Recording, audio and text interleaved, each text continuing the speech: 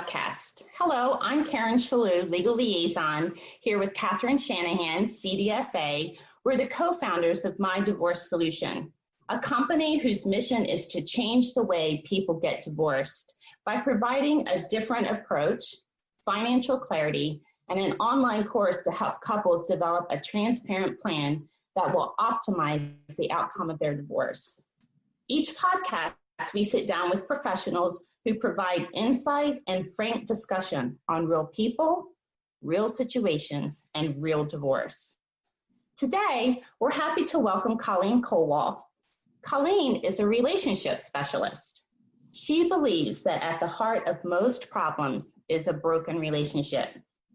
So after working with children and their families in the education system for 32 years, Colleen opened her private practice specializing in relationship therapy. She sees couples both wanting to save their marriage, as well as those who want to end their legal relationship in a way that doesn't destroy their children, yet brings insight into where and why their marriage fell apart. She offers weekend workshops for couples. She's been invited into the prestigious Imago International faculty as a clinical trainer. Colleen is married to her husband of 20 years, and combined they have 3 children and 2 beautiful granddaughters. Welcome, Colleen. Hi. Thank you for being here today to talk about the art of repairing. So I must say, as a divorced mom, if I saw this topic as a workshop to attend, probably would pass right over it, because really, I wouldn't be interested in repairing. I'm headed for divorce. So why the topic? Why the title? Yeah. It's a great question. Well, I think what I would say is that it is an art to repair what's broken. That it's not our nature. Our intuitive nature is to pull away, protect, defend, fight, protect our children, protect our hearts.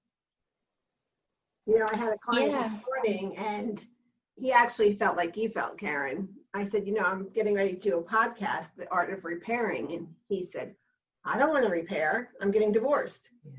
So it's really interesting. I mean, I, on the other hand, said, oh, I think of it differently. Like, how can I repair to be a better co-parent? Yeah.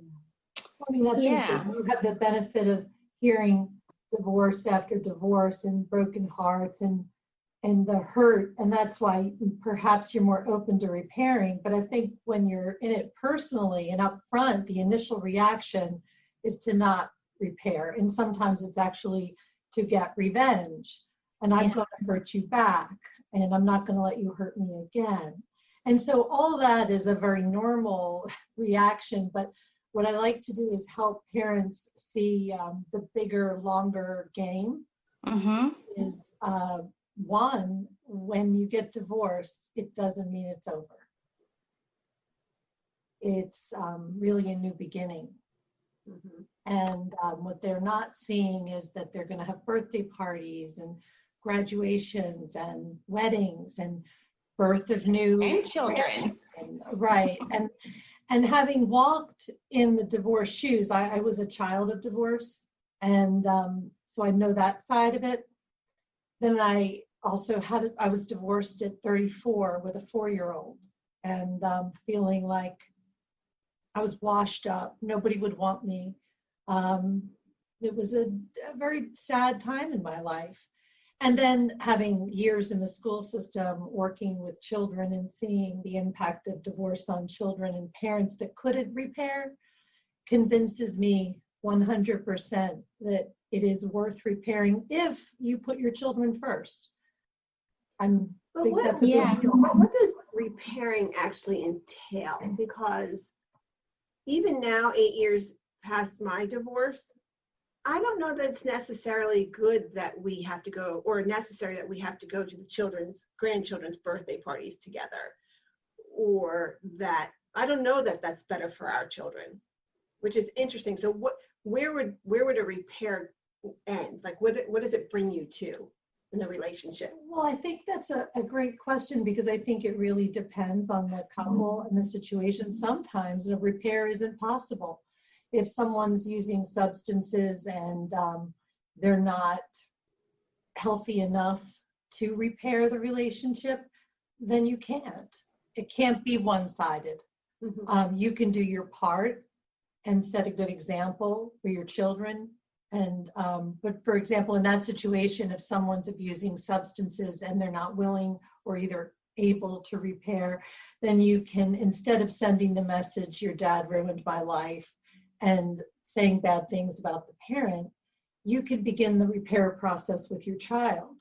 Mm-hmm. So that you can say, you know, I know your dad's probably doing the best he can right now, and he's not the man I married, and I pray for him, or I wish the best for him, but we have to learn how to cope within this situation without blaming him, shaming him, because it really helps no one.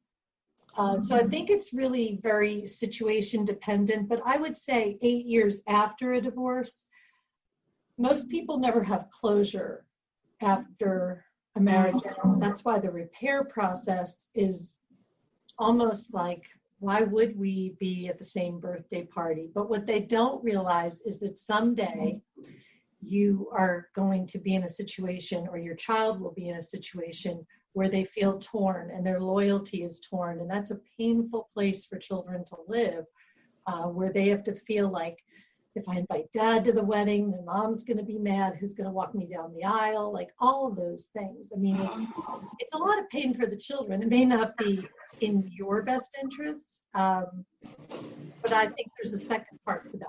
So if one of the parties have the closure that they need, how does the other party repair a relationship? Do both parties have to engage to repair? I think to truly repair a relationship, that would be the optimal situation. But I do think that one parent, as I said, can lead an example through their own work. And I think the second part that's really a high motivator for people that I talk to is finding out, you know, this marriage is broken. We don't want to reconcile, but where did we go wrong? And what was it about me that I brought to this relationship or didn't bring? For example, speaking my mind the whole time. I didn't really ask for what I needed, or I didn't set boundaries. What was it about me that I brought to this relationship that I don't want to carry to the next one? So do you, Colleen, not to interrupt there, but do you need that other person, to your spouse, to engage in the art of repairing? Or is that something you can work on your own with an eye towards repairing what may not have went well in the marriage, so that moving forward, you're more whole, or you're repairing yourself? Well, I believe that partners are great mirrors for us. And so without the other partner there, I know that I have limited information to help that person. Rarely are people able to self-identify all of the things that they may have allowed or weren't willing to risk. Can I stop here? That's an interesting concept. What do you mean exactly by a partner is a mirror of us? So if you've been single all your life and you've had no one to tell you that you interrupt a lot, because your friends aren't going to be willing to take that risk, right? They're just not. I think I was told that. A good friend would do that. You might need a little imago therapy. No, I think that's a partner. That's a true partner, because a husband would say that. A best friend would say that. Love that. A sister may say that. But what happens is, typically a person who comes into therapy by themselves going through a divorce can use the therapist office to vent, dump, blame, shame, and that's not a bad thing to do. We have to get all that out. But the other part of it that I think is critical is, where did it go wrong? And what can I learn from this relationship, so that, number one, I cannot repeat the pattern? Because how many people, 60% of second marriages fail. 85% of marriages that begin in affairs fail. So how do I take this new great love and not wreck it? Yeah. So if you don't do this process first, I think you're really not protecting the next relationship, even if you don't have it, because you're still bringing your same behaviors and also your bitterness with you. I love that, because in our phase one, it's our financial portrait, which is commonly known as the discovery process in divorce. And when we provide that safe, judgment-free space, a lot of that comes out. I'm not proud that I don't know anything about our finances. I'm not proud that I never asked my spouse, what is a retirement asset? The other spouse is often saying, that's my pension, you didn't work. So all of this breakdown from the marriage, whether it be financial insecurity or just what their roles were defined of when they were married, and the fact that they don't like that, or the fact that when it went wrong was maybe when they got married, the communication really just wasn't there from the beginning. So the feelings that they want today, they feel like we're never there. So all of this comes out, which of course we love, because I feel like that's where if they can repair in that moment, they can make financial decisions with more clarity, because they're letting go of someone for themselves. Yeah, we do say that you when you come to My Divorce Solution, you learn how to speak a new language of sorts. But I also really like what you said about just testing or going to therapy, even if you can't really see it, reconciliation. So I remember way back when I was going through my divorce, my ex begged me to go to counseling. And in my head, I'm thinking, there's no way I'm going back to you. I'm done. I've tried.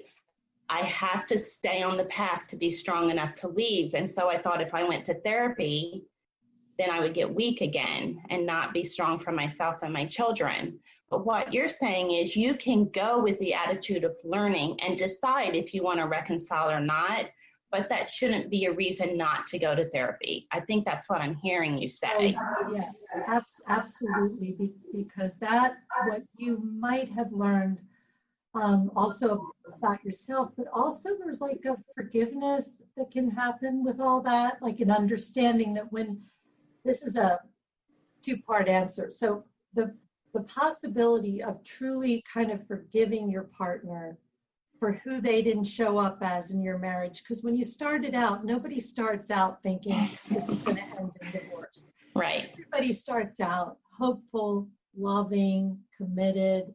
And then another podcast for us to discuss is why we fall out of love. It's a chemical, neurological response that I can tell you more about a different time, but we were in love, but we forget about that initial contact. And that's why sometimes I have people re-romanticize about the beginning. What was it like then, to help soften their heart, to remember I loved you. And then maybe we had children together, like you were in a hospital room when I gave birth with the life we created. And now we're going to be enemies. Does that make sense to anyone? Absolutely. It doesn't make sense to me for that person to be my enemy.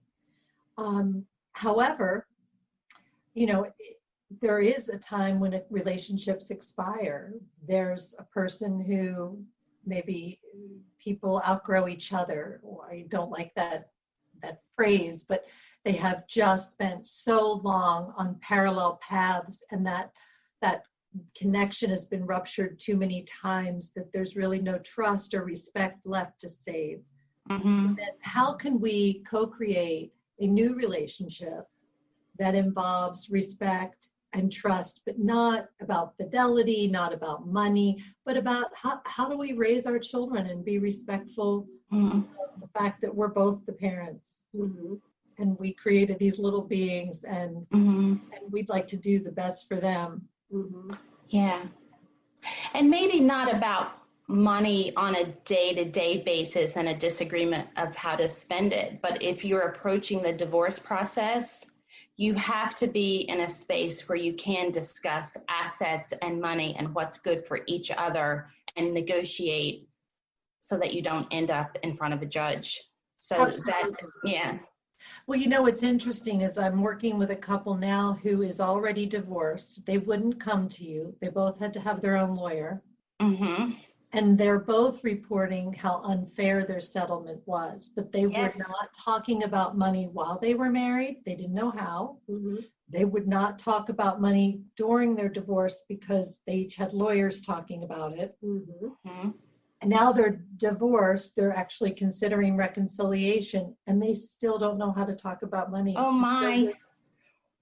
So to your point, absolutely, you have to learn how to do that somewhere along the line. And who better to help you than a group like you, who have a process to take people through it. You hold their hands. Right. No, and it's even a little bit more than that, because money is all relative.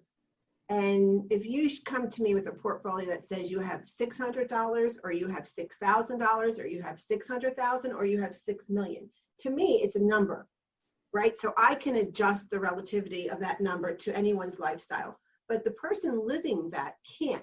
To them, the $6 million person normally is just spending and not paying attention. So that number really means nothing to them.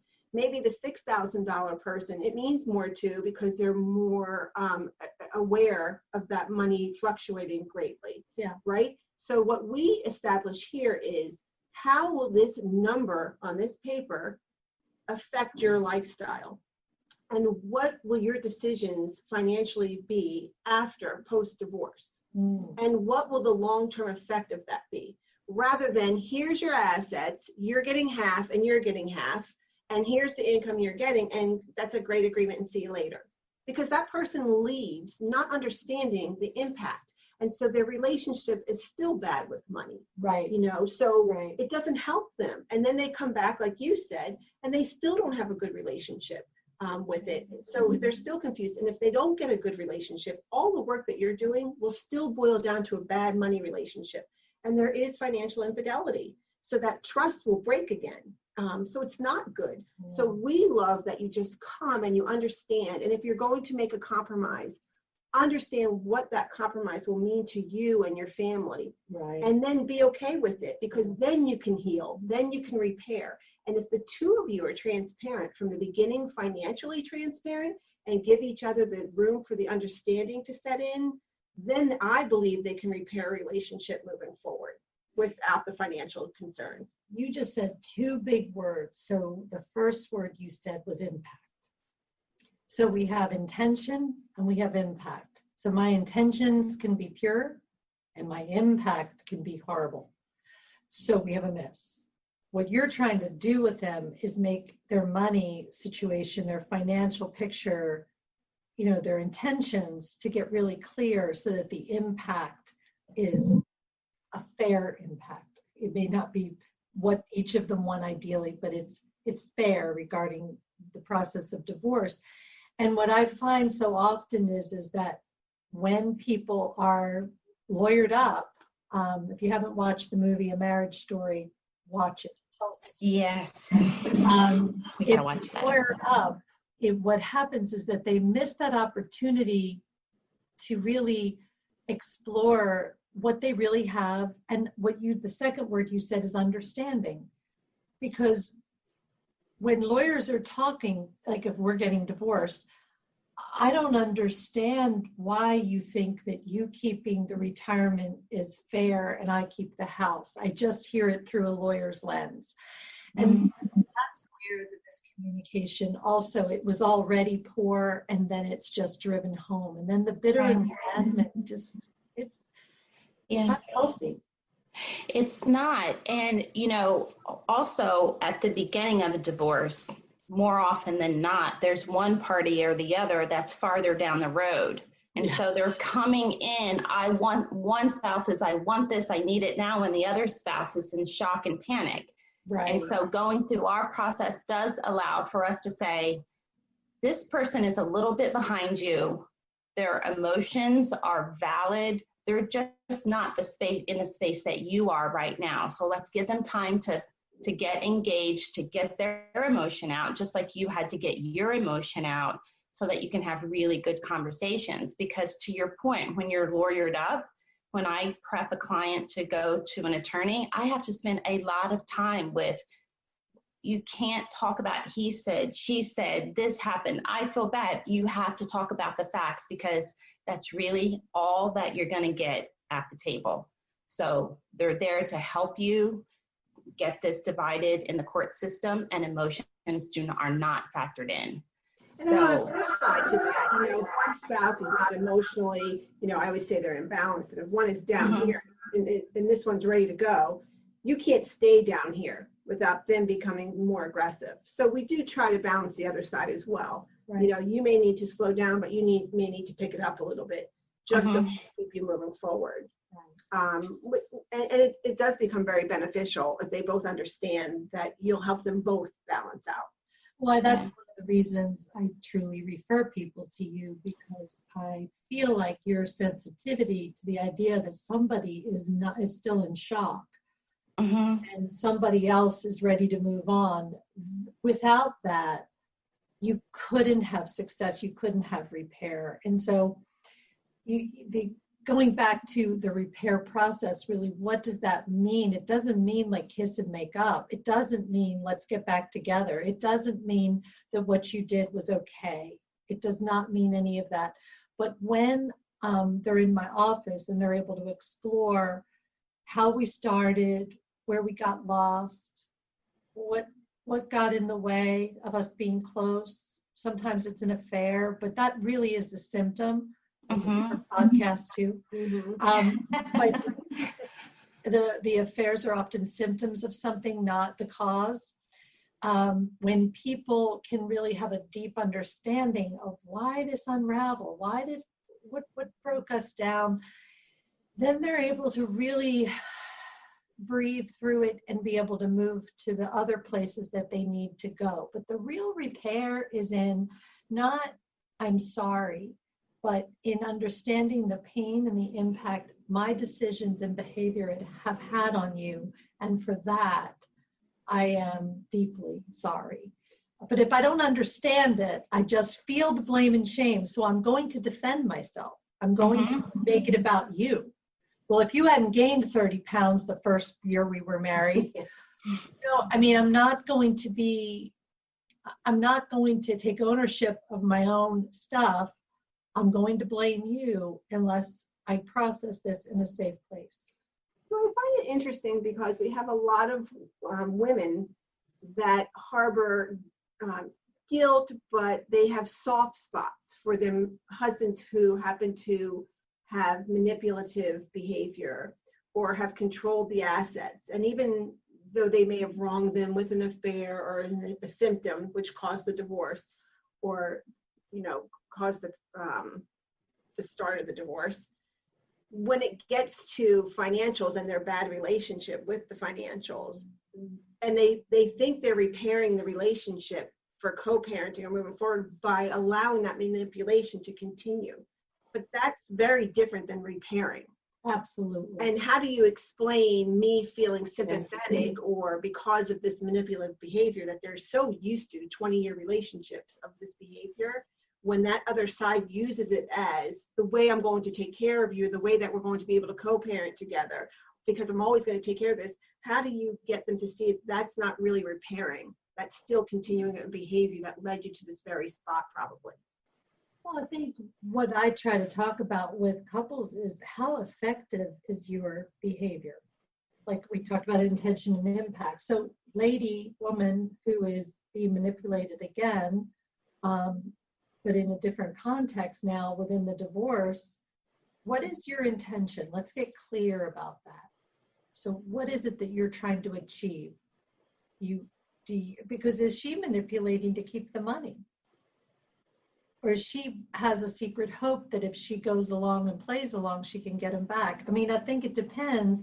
Get her to be real clear about what her intention is, because people are not always conscious about their behavior and what's behind the behavior, because quite simply, our belief system informs our thoughts inform our behaviors, and our behaviors will inform a consequence.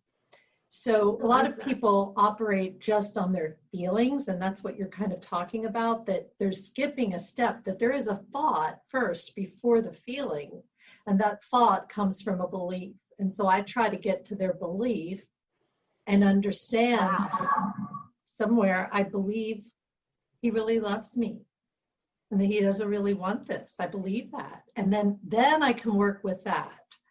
But until I understand the belief, I don't really, the behavior does not always explain the belief. That's so interesting. So the belief informs the thought. Informs the thought. Thought leads to a feeling. The thought leads to a feeling. My feeling will lead to a behavior. My feeling will lead to a behavior. And there's always a consequence for behavior. There's a consequence. That is profound. Wow. It's not mine. It's cognitive behavioral therapy, David Beck. But you can look it up. It's called if you look up a cognitive triangle, it will very quick visual Pinterest or Google. And it really helps you understand that our actual belief system, like I'm not enough, I'm not worthy, is driving a lot of what you're describing. Right. And that my fear is keeping me in this manipulative pattern. Which in itself is reason to go to therapy, whether you think you're repairing a relationship with your ex, or just simply repairing yourself and your own thought pattern. Right. I mean, really understanding our core belief system is, it's integral to our mental health. And I don't know if you saw that the Surgeon General has just announced that we have a national epidemic of loneliness. No. It's 3 out of 5 people in America are lonely. And when you have divorce, it's such a lonely place. You know, even though you know a lot of other people are divorced, yours feels so painfully unique. A lot of people stay married because they're afraid to be lonely. Yeah. Yet they're lonely in their marriage. This is not my quote either. It's from my friend Maya Coleman. She said, people would rather live in a predictable hell than have a taste of heaven. Wow. That's true. That's crazy. I know. But this same belief, I'm so caught in this because first of all, I love quotes and sayings, but the cognitive behavior, if I bring it back to money and the financial portrait, so many of the women, again, I hate to say it, women who have bad relationships with money, their whole marriage, they were told that they don't know how to budget. They don't understand what a pension is. You just take care of the kids. You don't have to worry about this. I'm always going to take care of it. So I think when they come into the divorce process, that is what they're believing. Oh, of course. So again, which is why I love that we've kind of flip-flopped the process and begin with the financial portrait so that you can now learn this, understand it, and make clearer decisions. Yeah. Well, when you just said the word, her relationship with money, you started with my introduction that I believe at the heart of every problem is a broken relationship. And let's face it, we need a healthy relationship with money. We need a healthy relationship with sex. And they are the two things that people have the hardest time talking about. Yep. And so now in divorce, you have the stress of all that and the fear. There's so much of our reptilian brain that gets hijacked that we are not thinking rationally. And that's why people say, well, just have my lawyer do it. Just call my lawyer's going to call your lawyer because they feel like they can't, which is another belief system. It's a belief system. Right. The couple that you talked about earlier that have or maybe attempting to reconcile, I think, again, for them, the first step is to come in and understand what that decision they made, what the impact of the decision that they made in their marital settlement agreement is and how it could change and what not to focus on so they can truly just focus on themselves. Because I believe that every married couple should have a financial portrait as well. Oh, yeah. It's just a clearer understanding and it sets the ground that this is not a financial relationship, that we're really in here so we aren't lonely. Yeah. That way. Well, I think so many people are afraid to look at their money because whether they're happily married or struggling because they fear of what they're going to find out. It's like the guy or the woman that doesn't go to the doctor. I'm not going to go and get that test because I don't know what the other side's going to be. So I'm not going to go until I have A lot of people with their budgets, post-divorce and pre-divorce. Right. I'm sure you see a lot of realizations on their faces. Yeah, when they first come to me, they just want to throw the papers across the desk. And I usually push them right back and say, okay, we're going to do this together. And the fear is palpable on their face. And I get to talk with them. It's a really great experience to watch them grow, because I get to empower them. And I say, you get to become the CEO of your own life. And I promise you, in a year, you're going to find some accomplishment. You're going to feel accomplished by managing your money, your budget. You get to decide where every single penny is spent or saved or otherwise. And for them to understand that concept is fabulous, because again, when they just want someone to take care of it. I was at an attorney visit just last week with a client, and the couple had reached an impasse, so it's time to get the attorneys involved. We take their financial portrait and present it. And she made the remark, "Oh, I'm so glad I can just give this to you." And I told her later, no, you actually need to be more involved now, because you have to be able to help your attorney understand what's best for you based on what you learned here, because you know now. So it was very interesting, because she wanted to go back to that old emotion of, I just want someone to take care of it for me. Yeah. But then she quickly got back on board and said, okay, I'm re-engaged. But there was that moment of, oh, he's going to take care of it. And it is a learned trait to be able to do this for yourself. So what made me think right away, I'm so glad you're doing that and not me, because I would have gone too deep with that. I would have said, in my own mind, as you were talking about her, I would have said, and where I got that idea that I can't handle money began when, like, it's that earliest memory, because there's typically an early memory about money or math or something where got some sort of belief that I can't handle that. And if I kind of am saying that, like, I can't jump off the high dive, like I can't do that. Well, you can, you may not want to, but at least make it a choice. Right. You can say, I won't jump off the high dive, but at least own it. Like, but let's find out where it began. I had an interesting conversation with the client as well, because a support number that she will be receiving is going down because his income has gone down. And it went down, and it's valid that it went down. And she was like, well, what am I supposed to do? I said, well, let's think about it. If you were still married and your husband's income went down by this amount of money, what would you do? You would get another job, I guess. Yeah, that's exactly what I would do. So let's shift your mind shift now. If your support number is going down, then maybe you have to get another job or something different. But it's her saying, oh, okay. It's realizing that you can do this on your own. You can do this, and you will do this. And you're empowered enough to do this. But again, it's a scary process going through divorce on your own. And what you're giving them is so important, which is empowerment, which is part of the repair process, is really kind of owning your story, as you said. I mean, I think you said the author of your financial responsibility. What did you say, Karen? What did you call that? The CEO of your own life, right? CEO of your own life, and I'm working with a women's support group, and I'm taking them through a book called Rising Strong, which is wonderful for anybody. You know the book? Mm-hmm. Great. So it's about a process of, you have a face down moment. It's called the reckoning. And then you rumble, and you try to find every easier way to go through this process, if whatever that face down moment is. And then you move to a revolution, which is what you're describing, which is being the CEO of your financials. And what I say to the women that comes from Brene Brown is we get to be the author of our lives, right? Instead of this passive, victim or a villain. So I'll have to read that. It's a fabulous book. And we're so grateful that we get to refer clients to you,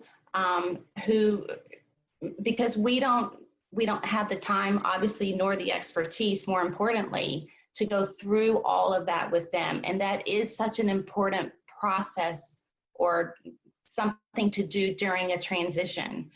Because if you don't keep yourself strong and healthy emotionally through the transitions, you stand not to fare well on the other side. And so while we're getting them through logistically, we're so grateful to have you to support them emotionally. It is certainly reassuring to be able to sit across the table and say, well, you need to go talk to Colleen about that. I'm just as grateful to not handle legal or financial matters because takes a village. My expertise. That's a good point, because financially speaking, great, it's all good. But legally speaking, we're so happy that we have good attorneys that we know when we need them, and we can say, at this moment, you need to go get this attorney for your situation. Well, it's what I like about what you do is it's a specialty, because in my work we call it out of scope of practice, and I think that I'm not a specialist in a lot of things, and so I refer people to other people who are, because I want them to get help. And that's what you're saying about when it's time to refer to an attorney, when that is, and that's really critical. Exactly. Yeah. It takes a village, and there's a lot of really good professionals out there who do care enough to want to do the right thing and want to really advocate for the best interest of their clients, whether it's the couple as a whole or a client separately. So what would you like every person listening today to remember, Colleen? What is the takeaway from this specific podcast, The Art of Repairing? You're facing divorce, you're going through a divorce. It's really, really hard. Some days it's hard to get out of bed. You don't know what the next text from your spouse is going to say. What can someone walk away with today? It's a big question. I guess as I sit here thinking about that, what I really believe is that if you're willing to look, an unexamined life never changes. And so if you're willing to look at your marriage the way you would look at a mistake in the past, like a failed financial decision, and reflect, and then really examine yourself more than your partner. Let your partner examine himself or herself. But if you can really look at yourself with the help of a professional, I think you can learn a lot, and that you can find peace and a resolution after divorce, rather than the big bag that people carry for years and years and years, and regret and anger, which is known to cause disease. It affects our immune system. It's very unhealthy. It's not just mental. We are mind, body, spirit, and our bodies are being affected by what we're carrying that we no longer need. So I would say repairing is healing. It's powerful. Thank you for being with us. It's never too late to repair. It's good. I feel like on some level we're always repairing. Well, thank you. Yeah. Thank you, Colleen. Thank you. And we hope to have you back soon on those other topics. And in the meantime, everybody have a great day. Have a beautiful day. Bye. Bye.